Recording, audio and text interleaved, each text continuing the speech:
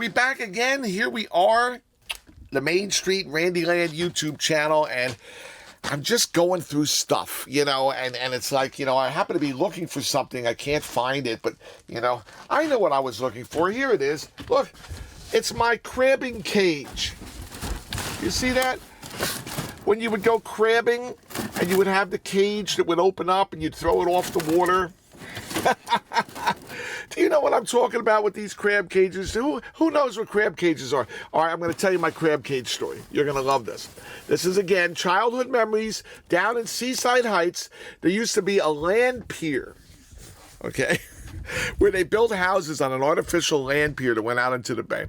And, once or twice a year, my mother and my father would pack up me and my sister, the little kids, in the old red Pontiac Grand Catalina Safari station wagon, and we would ride to the land pier where people could stand there and fish or throw the crab baskets off and go crabbing into the Barnegat Bay. Well, we would spend an afternoon doing this. There'd be people all along, doing the same thing. It's an experience for kids, but you know what? We don't want to kill the crabs. We don't want to kill the fish. We were just doing this for fun. You see, everybody else, they're going to eat those fish. They're going to eat those crabs. We're not going to do that. So every time when we would get the crabs, we would put them into a basket, a bushel basket my father would bring along.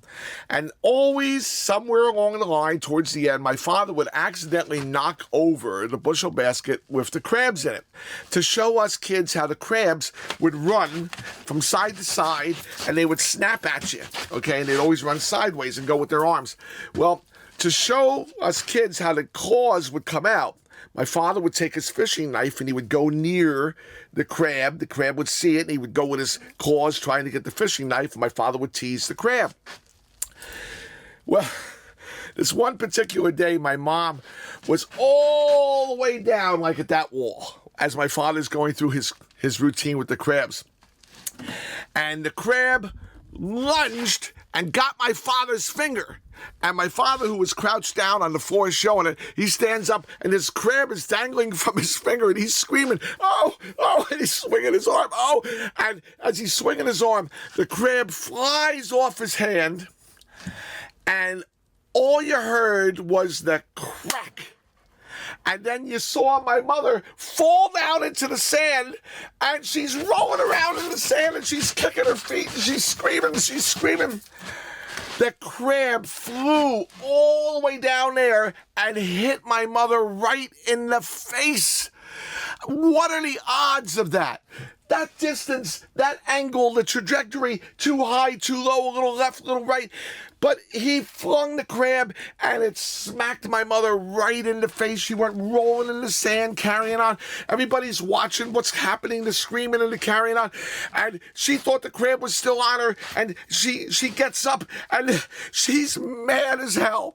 And she's coming at my father. And my father's running because he knows he's going to get it. So he's running out of distance. And my mother, she took the chairs. She threw them over into the bay. She took the crab baskets, the bushel baskets, the fishing rods, everything got thrown into the bay.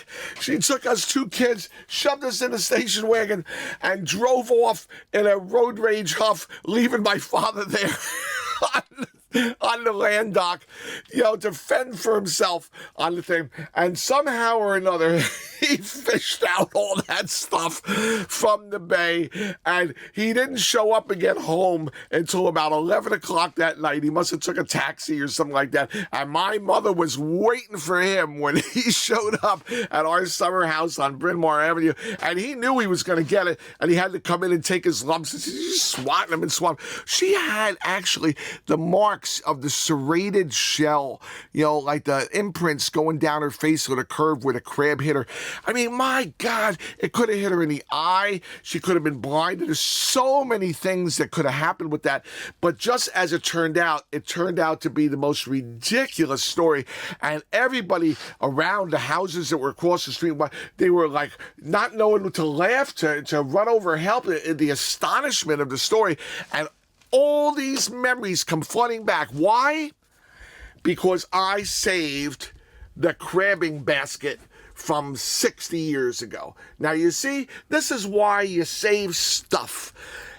It's wonderful stuff. Now, it might not be an amusement thing, but it certainly is amusing, and it's part of my life and my collection in the Main Street Randyland YouTube channel. Wasn't that funny? Oh my God. Someday I'll take your crib and and you know what else? Even on days that didn't happen, when we would save the crabs, at the end, we'd throw all the crabs back in the bay, and all the guys that were around were trying the crabs. They were mad as hell because they were going to eat crabs, and we just threw them all back in the bay. We weren't there to kill the crabs, but that day, that crab almost killed Mom.